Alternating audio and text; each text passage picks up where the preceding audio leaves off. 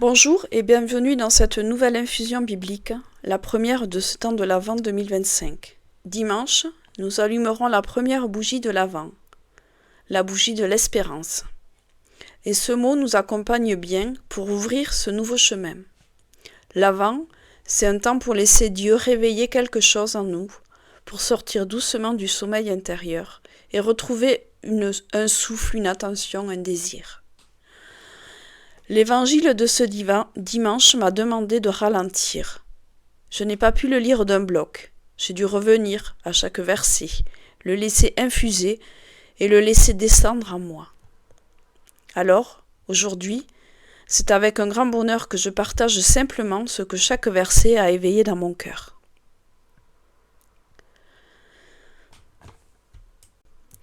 Mais avant tout, je vous invite à lire avec moi la prière qui s'affiche maintenant à l'écran pour confier cette réflexion au Seigneur. Au nom du Père, du Fils, du Saint-Esprit. Amen. Seigneur, en ce premier jour de l'Avent, j'allume devant toi la bougie de l'espérance. Toi qui viens doucement dans nos vies, ouvre mon cœur à ta lumière. Donne-moi de retrouver un élan, un souffle, une attention intérieure. Aide-moi à sortir du sommeil, à être attentive à ta présence, même dans ce qui semble ordinaire. Que cette écoute de ta parole réveille à moi un désir de marcher vers toi, un pas après l'autre, dans la paix et la confiance. Amen.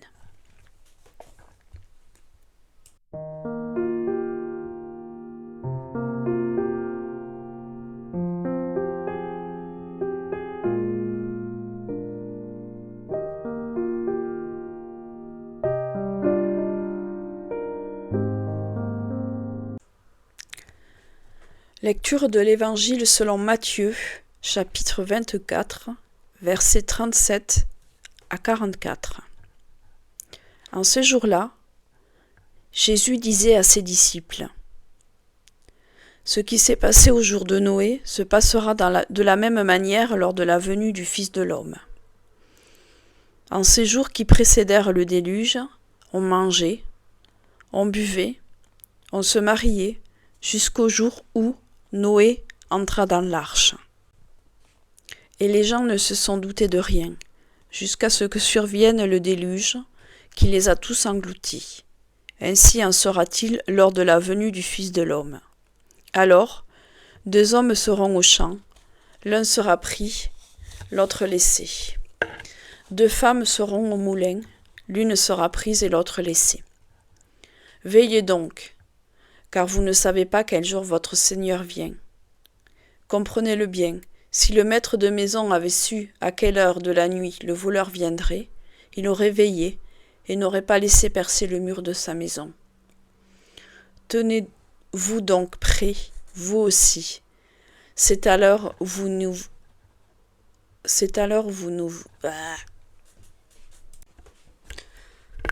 Tenez-vous donc prêts, vous aussi. C'est à l'heure où vous ne vous y attendrez pas que le Fils de l'homme viendra. Acclamons la parole de Dieu.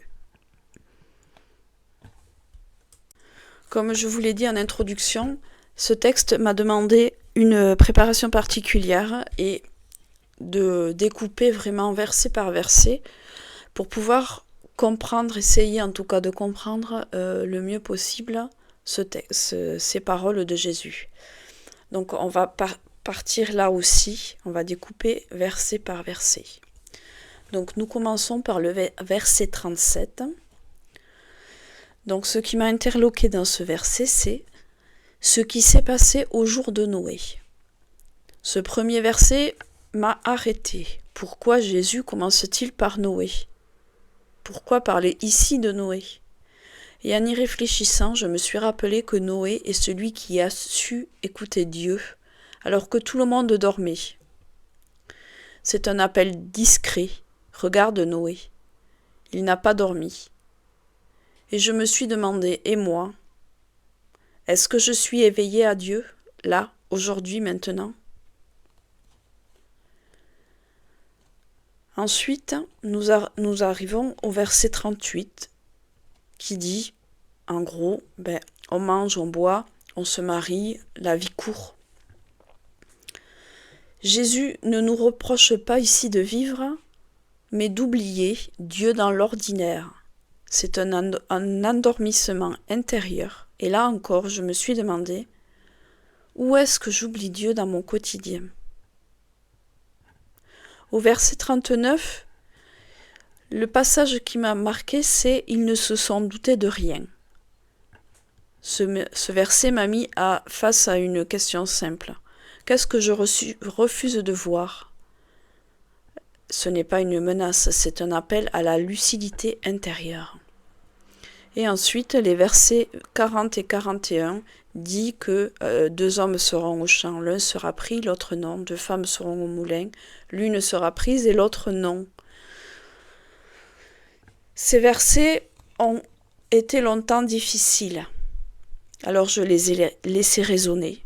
Et en y réfléchissant longuement, après leur avoir laissé trouver le chemin de mon cœur, j'ai compris autre chose. 2 vies peuvent se ressembler extérieurement, mais qu'en est-il à l'intérieur? Ne sont-elles pas complètement différentes? Ce passage parle du cœur, du vrai lieu où tout se joue, de la maison du Seigneur en nous. Au verset 42, Jésus nous ordonne, nous recommande fortement de veiller. Et ce mot veiller, je l'ai entendu comme une garde ta lampe allumée. Veiller, ce n'est pas surveiller, c'est garder vivant un petit espace où Dieu peut entrer dans sa maison, c'est-à-dire dans nos cœurs. Ensuite, il y a une espèce de retournement. Jésus prend une nouvelle image au verset 43. Si le maître de maison avait su. L'image du voleur ici, elle surprend, mais elle dit quelque chose. Si on savait, on se préparerait. Comme on ne sait pas, il vaut mieux préparer son cœur maintenant, calmement et humblement. Et ce temps de l'Avent nous y incite grandement. Arrive maintenant le dernier verset, le verset 44, qui dit « C'est à l'heure où vous n'y penserez pas ». Ce n'est pas une menace, mais bien une promesse. Dieu vient souvent quand on ne s'y attend pas. Une paix, une lumière discrète, une joie qui surprend. La venue du Christ commence ici, dans le cœur qui s'ouvre, dans nos cœurs qui s'ouvrent. Finalement, je pense, et dites-moi en commentaire ce que vous pensez vous, je pense que ce texte nous invite bien sûr à veiller, mais qu'il nous dit de veiller en gardant un petit espace, un petit souffle, un vient dans nos cœurs. Et je pense sérieusement que c'est là que commence l'éveil.